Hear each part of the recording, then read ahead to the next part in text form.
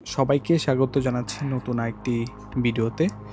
আ আপনারা জানেন যে ভারত পাকিস্তানের মধ্যে চলমান যে উত্তেজনা ছিল সেটি কিন্তু আ দুদেশের মধ্যে বিমান যুদ্ধের মাধ্যমে কিন্তু তা বাস্তবে পরিণত হয়েছে। তবে আজকে আমরা কথা বলব যে আসলে ভারত এবং পাকিস্তানের মধ্যে যেই আ বিমান যুদ্ধ হলো এর প্রভাব কি আসলে আন্তর্জাতিক বিমান চলাচলের উপর কোনো প্রভাব পড়েছে কিনা? চলুন একটু দেখি। আমরা যদি আ একটু লক্ষ্য করি যে আসলে এই মুহূর্তে কিন্তু ভারতের আ আকাশে কিন্তু অনেক উড়োজাহাজ রয়েছে বা বিমান রয়েছে। বাংলাদেশেও তেমনটা রয়েছে।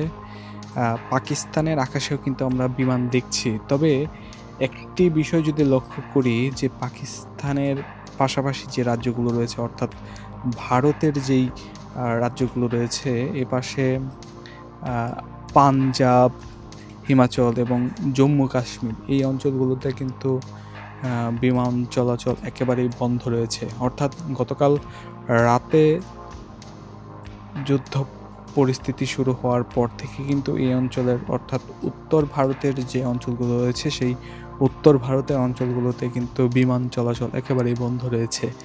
যার ফলে এই যে বিমানগুলো দেখছেন সেগুলো কিন্তু দীর্ঘ পথ আ পাড়ি দিয়ে কিন্তু তাদের গন্তব্যে যাচ্ছে। আমরা এইখান থেকে যদি একটি বিমান লক্ষ্য করি, আমরা যদি এই বিমানটিকে দেখি, এই বিমানটি কিন্তু প্যারিস থেকে দিল্লি যাচ্ছে। আপনি যদি একটু দেখাই যে আসলে বিমানটির পথ কতটুকু দীর্ঘ ছিল। এই পথ কিন্তু অনেকটাই লম্বা ছিল এবং দেখছেন যে আসলে কতটুকু পথ কিন্তু তার ঘুরে আসতে হয়েছে। এই প্যারিস থেকে শুরু করে একেবারে এখানে কিন্তু একটি ইউটার্ন নিয়েছে। ইউটার্ন নিয়ে এপাশে একেবারে দুবাই, ওমান হয়ে তারপর এই পাশে যে আরব সাগর রয়েছে, আরব সাগর হয়ে এই পথ দিয়ে কিন্তু এসেছে। অর্থাৎ এই বিমানগুলো কিন্তু আগে কিন্তু সরাসরি এই ইরান হয়ে তারপর আফগানিস্তান, পাকিস্তান হয়ে কিন্তু সরাসরি দিল্লিতে যাতায়াত করত। তবে এখন যখন দুদেশের মধ্যে এই আকাশসীমা বন্ধ করা হয় তখন থেকে কিন্তু পাকিস্তানের পথগুলো কিন্তু ভারতীয় বিমানগুলো চলাচল বন্ধ রেখেছিল। তবে গতরাতে ভারত যখন পাকিস্তানে হামলার পর থেকে কিন্তু বিদেশি যে বিমানগুলো রয়েছে, বিদেশি এয়ারলাইন্সগুলো তারাও কিন্তু এখন নিরাপদ পথ বা বিকল্প পথ ধরে কিন্তু এখন যাতায়াত করছে। যার ফলে কিন্তু এই যে করাচি এবং পাকিস্তানের যে লাহোর এবং ইসলামাবাদ এই আশপাশে কিন্তু অনেক বড় একটি অঞ্চল কিন্তু আমরা শূন্য দেখছি যার ফলে এই অঞ্চলে কিন্তু বিমান একেবারেই নেই। অর্থাৎ আফগানিস্তান হয়ে পাকিস্তান হয়ে কোনো ইন্টারন্যাশনাল ফ্লাইট কিন্তু এখন ভারতে প্রবেশ করছে না বা বিকল্প পথ ধরে কিন্তু তারা যাচ্ছে। এর ফলে কিন্তু যাতায়াতের খরচ যেমন বাড়ছে তেমনি কিন্তু একটি বিমানের খরচও কিন্তু বেড়ে গেছে। এই যে একটি বিমান যদি আমরা দেখি রিয়াদ থেকে ইসলামাবাদ যাবে, এই বিমানটি কিন্তু এখন রিয়াদ থেকে ইসলামাবাদ যাবে। এই বিমানটি এই মুহূর্তে আফগানিস্তানের আকাশে রয়েছে। এছাড়াও যদি আরও কিছু বিমান দেখি, এখানে কিন্তু অনেক ফ্লাইট রয়েছে। বিশেষ করে এখান থেকে যদি একটি দেখি, আমি একটি ভারতীয় এয়ারলাইন্স খুঁজছি। ভারতীয় এয়ারলাইন্সের মধ্যে ভারতীয় এয়ারলাইন্স, টার্কিশ এয়ারলাইন্স ছিল,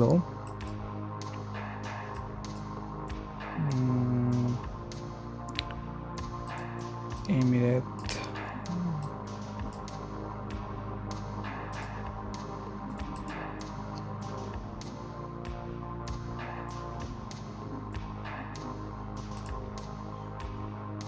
টার্কিশ এয়ারলাইন্স,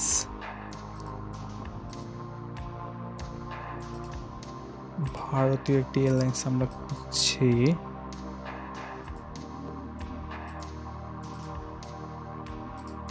এমিরেট ইন্ডিগো ভারতের একটি এয়ারলাইন্স। এটি হায়দ্রাবাদ থেকে দোহা যাবে। এই যে পথ, দোহার যে তার যে গন্তব্য, এটি যেহেতু সোজা একটি পথ রয়েছে, তবে অন্য যদি কোনো এয়ারলাইন্স দেখি,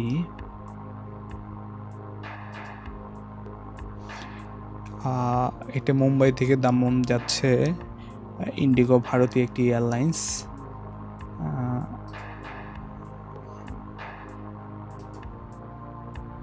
কাতার এয়ারলাইন্স,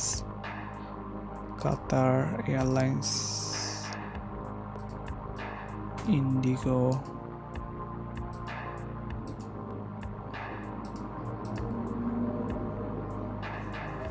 আচ্ছা, এই যে একটি এয়ারলাইন্স, এটি রোম থেকে দিল্লি যাবে। তারপরটা যদি আমরা একটু দেখি, এই মুহূর্তে কিন্তু রোম থেকে, এটাও কিন্তু আগের যে এয়ারলাইন্সটা আমরা দেখলাম একইভাবে কিন্তু এটিও কিন্তু অনেকটা পথ ঘুরে ইউটার্ন নিয়ে, অর্থাৎ এই যে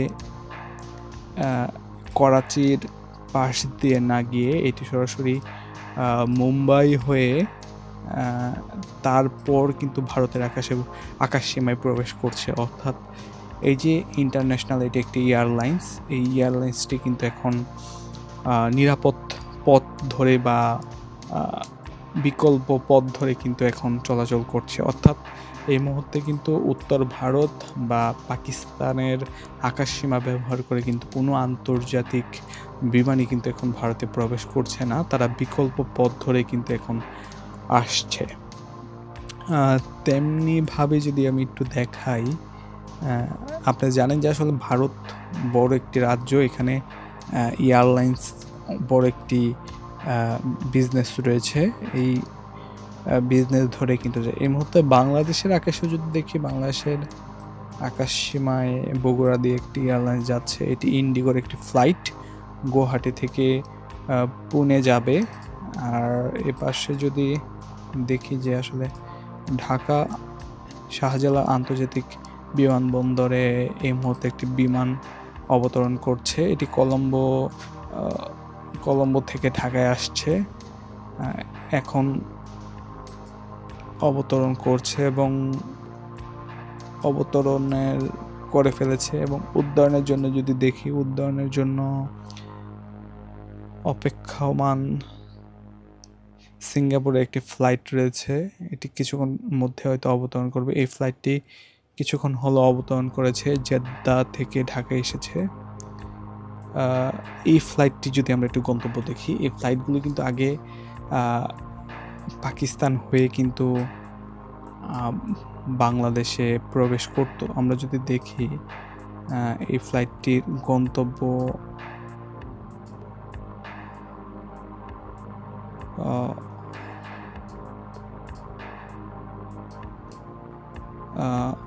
জেদ্দা হয়ে, এটি কিন্তু সরাসরি জেদ্দা হয়ে কাতার হয়ে মুম্বাই হয়ে এরপর কিন্তু বাংলাদেশে প্রবেশ করেছে। এর আগে কিন্তু এই ফ্লাইটগুলো সরাসরি এই ইউটার্ন না নিয়ে সরাসরি এই দিক দিয়ে করাচি হয়ে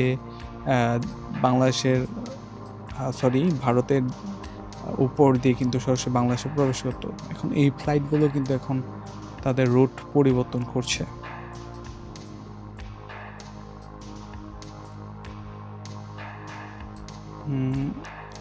এখানে একটি বিমান আমরা দেখছি যে আসলে এটি উড্ডয়নের জন্য প্রস্তুতি নিচ্ছে। এটি ঢাকা থেকে আবুধাবি যাবে। এটি কিছুক্ষণের মধ্যে হয়তো উড্ডয়ন করবে।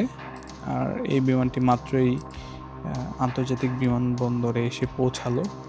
অর্থাৎ যে বিষয়টি আপনাদেরকে এতক্ষণ বোঝানোর চেষ্টা করলাম তা হচ্ছে, এখন এই যুদ্ধ পরিস্থিতির মধ্যে কিন্তু আন্তর্জাতিক রোডগুলোতে কিন্তু একটি বিপর্যয় নেমে এসেছে। অর্থাৎ এই যে বড় একটি রোড, এদিকে জম্মু কাশ্মীর, হিমাচল, পাঞ্জাব, এই যে অঞ্চলগুলো রয়েছে এবং এই অঞ্চলগুলোতে কিন্তু এখন বিমান একেবারেই উড্ডয়ন হচ্ছে না, যার ফলে কিন্তু ভারতের যেমন ক্ষতি হচ্ছে তেমনি কিন্তু অন্যান্য এয়ারলাইন্সগুলো কিন্তু ক্ষতিগ্রস্ত হচ্ছে। সিমলা, মানালি এই যে অঞ্চলগুলো রয়েছে সবগুলো অঞ্চলে কিন্তু এখন ভারত বাণিজ্যিক ফ্লাইট কিন্তু বন্ধ রেখেছে। যে কোনো প্রকার জরুরি পরিস্থিতি মোকাবেলার জন্য কিন্তু তারা ইতিমধ্যে এই পদক্ষেপ নিয়েছেন। দেখা যাক যে আসলে এই যে যুদ্ধ পরিস্থিতি কতক্ষণ চলে। তো ধন্যবাদ সবাইকে আমাদের সঙ্গে থাকার জন্য।